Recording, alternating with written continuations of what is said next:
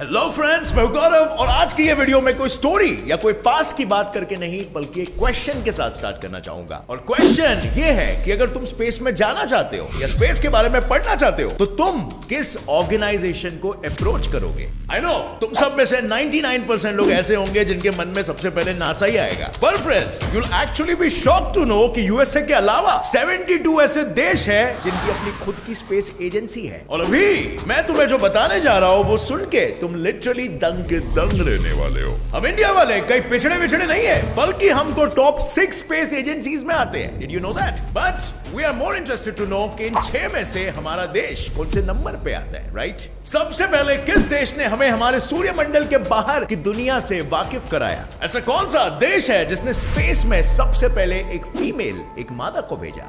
और क्या तुम्हें यह पता है कि हर एक देश को, चाहे वो कोई भी हो, लॉन्चिंग के टाइम पे इंडिया की ही झक मार की जरूरत पड़ती है। पर इंडिया की जरूरत आखिर क्यों? ऐसा क्या है हमारे देश में जो औरों के देशों में नहीं है? अगर इन सारे सवालों का जवाब आज आप जानना चाहते हो तो अंत तक बैठे रहना इस वीडियो में। और मैं आपको आज ऐसी बहुत सारी बातें बताने वाला हूं जो बहुत सारे इंडियंस को सरप्राइजिंगली नहीं पता है। और हम ऐसे कई सारे मिशंस के बारे में भी बात करेंगे जिनके बारे में आपने कभी नहीं सुना है। So without wasting any time, let us get started with today's video titles. Number 1, let's start with our सबसे common space agency NASA. NASA यानी national aeronautics and space administration, ये एक यूएसए बेस्ड ऑर्गेनाइजेशन है जो 1958 में स्थापित किया गया था। और तब से लेके आज तक इसने कॉस्मोलॉजी के फील्ड में ऐसे ऐसे झंडे गाड़े हैं कि बाकी देशों की बैंड बजाकर ये सीधा टॉप पर आ गया। ये ऐसा इकलौता एजेंसी है जो 1972 में भी जुपिटर और सैटर्न जैसे कंप्लीटली अनडिस्कवर्ड एक्सोप्लैनेट्स पे जाके आया। और इसके अलावा NASA was the first organisation जिसने हमारी इंसानी सभ्यता को सबसे पहली बार सूर्यमंडल के बाहर की दुनिया दिखाई। कॉस्मिक बॉडीज जैसे अनगिनत गैलेक्सी, स्टार क्लस्टर, सुपरनोवेज और नेबुलेस जैसे मेगा स्ट्रक्चर से पूरी दुनिया को इन्होंने वाकिफ कराया। और अगर आज हम जानते हैं कि हमारे धरती के बाहर, हमारे सूर्यमंडल के बाहर भी एक दुनिया है, तो उसका क्रेडिट नासा के हबल स्पेस टेलीस्कोप को सबसे ज्यादा आता है। और ये है कुछ बेहतरीन नेबुलेस के फोटोज जो उसने हमें भेजे हैं। द हीलिक्स नेबुला और द ईगल नेबुला।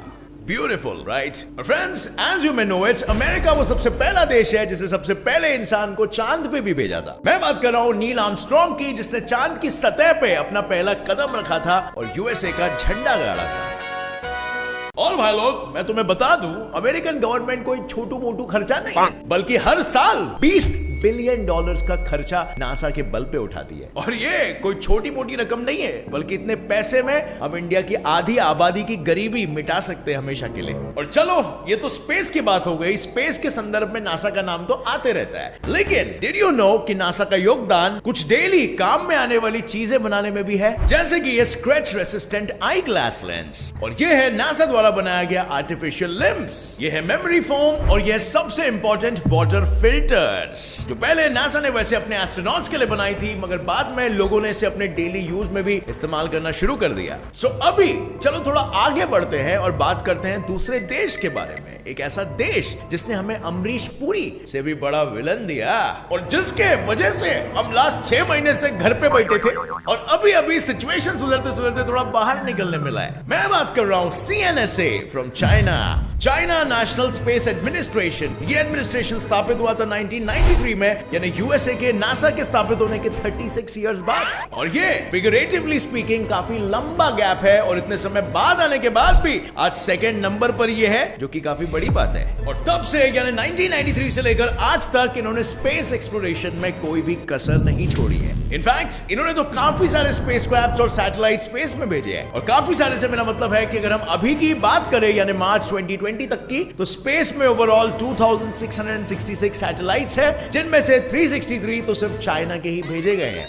यानी समझ रहे हो, 13.6% सैटेलाइट्स चाइनीज है। स्पेस में अपना दबदबा कितना बनाए रखा है। सो आगे बढ़ने से पहले फ्रेंड्स, क्या आपको पता है साइंटिस्ट के अनुसार जो लोग बहुत ही कम इनकम कमाते हैं वो अक्सर डिप्रेस्ड होते हैं। साइंटिस्ट के अनुसार ये डिस्कवरी एक्सीडेंटल थी और इसका सोल्यूशन भी है ऑनलाइन मनी अर्न करने का ऑप्शन, जैसे बिनानी। ये देखो, आखिर किसने सोचा था कि ये प्लेटफॉर्म इतना इफेक्टिव हो सकता है? डॉक्टर शायद सही थे। जरा इन लोगों की चेहरों की खुशियों को देखो। अब इनकी जिंदगी लिटरली बिफोर और आफ्टर में डिवाइड हो सकती है, क्योंकि अब ये वो सारी चीजें अफोर्ड कर सकते हैं जो उन्हें चाहिए। अगर आप भी इस चीज को ट्राई करना चाहते हो तो नीचे डिस्क्रिप्शन में लिंक दिया गया है, इस पर क्लिक करके आप भी इसे एक इनकम सोर्स बना सकते हो। अब just to check your general knowledge एक सवाल पूछूं, स्पेस में सबसे फर्स्ट स्पेस स्टेशन किसने बनाया था? और अगर तुम्हारा डाउट कहीं नासा की ओर है तो तुम एक तरीके से सही हो। नासा ने ही लॉन्च किया था, मगर दूसरे देशों के हेल्प के साथ 1998 में। और ये चीज देखकर चाइना की एक तरीके से जल उठी और चाइना ने अपने बलबूते पे टिएंगोंग 1 नाम का खुद का स्पेस स्टेशन स्पेस में भेजा। उन्होंने हमेशा दूसरों के स्पेस मिशन को देखकर खुद से करने की ठानी है। जैसे इंडिया के केस में इंडिया के मार्स मिशन के बाद उन्होंने भी मार्स जाने का प्लान बनाया, जो उनसे अभी 2020 में पॉसिबल हो पाया। 23 जुलाई 2020 में टियानवेन 1 लॉन्च किया गया, जो 23 अप्रैल 2021 को जाके मार्स पे लैंड करेगा। ये एक रोबोटिक स्पेसक्राफ्ट है जो उन्हें मार्स के बारे में जानने में और भी मदद करेगा। और अब ठहरा तो ये भी चाइना स्पेस रेस में पीछे तो रहने वाला नहीं है। यूएस के सामने मुंह दिखाने लायक जो बनना है, इन्होंने फ्यूचर के भी प्लान्स बना के रखे हैं। जैसे फॉर एग्जांपल 2029 2030 में ये एक ऐसा स्पेसक्राफ्ट बनाने की प्लानिंग कर रहे हैं जो जुपिटर और सैटर्न को सबसे करीब से देख पाएगा और इंफॉर्मेशन निकाल पाएगा। और ये गैस जायंट्स को स्टडी करने के साथ साथ ये नेपट्यून के ऑर्बिट को भी बहुत ही करीब से स्टडी करेगा। और पता नहीं हमारे सोलर सिस्टम के बारे में क्या क्या राज खोलेगा। पर अब भाई लोग, Chinese space agency is good and all, चलो माना, लेकिन क्या इन्होंने कभी स्पेस में एस्ट्रोनॉट्स को भेजा है? Well, and the answer is yes. अभी तक 11 एस्ट्रोनॉट्स ने स्पेस ट्रैवल किया है। 11 लोग, नॉट बैड, राइट? इतनी बड़ी स्पेस एजेंसी और इतने सारे मिशन, क्या लगता है खर्चा कितना आता रहेगा? चाइनीज स्पेस एजेंसी का ना बोल के भी $11 बिलियन का ईयरली बजट है, जो कि यूएसए के नासा के बजट के आधे से ज्यादा है। एनीवे, हमें इनसे क्या है, ये तो सब बड़े बड़े लोग हैं, बड़े बड़े मोटे मोटे पैसे लेके घूमते। अब हम बात करने वाले एक ऐसे देश के बारे में जो इतना खतरू है कि उसने स्पेस में सीधा जिंदा कुत्ते को ही भेज दिया। First country to launch an animal into space, वो भी एक छोटू से स्पेसक्राफ्ट में। मैं बात कर रहा हूं RFSA से, यानी रशियन फेडरल स्पेस एजेंसी। पर मजे की बात तो यह है कि इसे ये नाम से कोई नहीं जानता, इसे सब जानते हैं रोसकॉस्मोस के नाम से। और फ्रेंड्स, यही वो कंट्री भी है जिसने सबसे पहले एक फीमेल एस्ट्रोनॉट को स्पेस में भेजा था। और बाद में अगर आपको पता ना हो तो उस मोहतरमा का नाम था वैलेंटीना तेरेश्कोवा। रोसकॉस्मोस की स्थापना हुई थी चाइना से 1 साल पहले, यानी 1992 में। और 1993 से कब से ये कंपटीशन हो रहा है, जिसमें दूसरे नंबर पर कभी रशिया होता है तो कभी चाइना। देश के स्पेस एजेंसी ने। हालांकि नासा सबसे पहले स्थापित हुआ था, यानी कि RFS से लगभग 34 से 35 इयर्स पहले। पर सबसे पहला आर्टिफिशियल सैटेलाइट किसने लॉन्च किया था? बात किसकी चल रही है? रशिया की, तो रशिया ही होगा ना। मुझे पता है आप लोग यही बोल रहे होंगे। Russia was the first country to launch an artificial satellite, जो था स्पुतनिक 1। और तो और इनका स्पेसक्राफ्ट वॉशकोड 1 ऐसा पहला स्पेसक्राफ्ट था जो चांद के सरफेस के बहुत ही करीब जा पाया था, पर उसे छू नहीं पाया था। और ये मैं तब की बात कर रहा हूं जब तक नासा चांद पर लैंड नहीं कर पाया था। पर रशिया इस रेस में सबसे आगे रहना चाहता था और इसीलिए इसने सबसे पहले चांद पर एक सॉफ्ट लैंडिंग की। और तो और बस इतना ही नहीं, बल्कि Russia was the first one जिसने चांद की मिट्टी को धरती पर सबसे पहले लाया। और वो बात थोड़ी अलग है कि आजकल इनका कॉन्फिडेंस अलग ही लेवल पर है, क्योंकि इनके मानने में रशिया